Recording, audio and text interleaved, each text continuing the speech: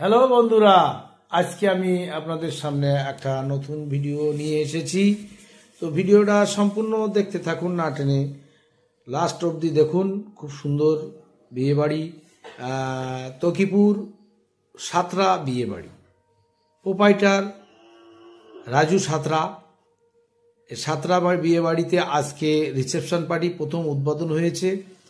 এই উদ্বোধনটা হচ্ছে জয়দীপ পাল আর আয়ত্রী পাল, তো দুজনের রিসেপশন পার্টি। তো চলুন বাড়ির পরিবেশটা এবং ভিতরটা আপনাদেরকে দেখাই।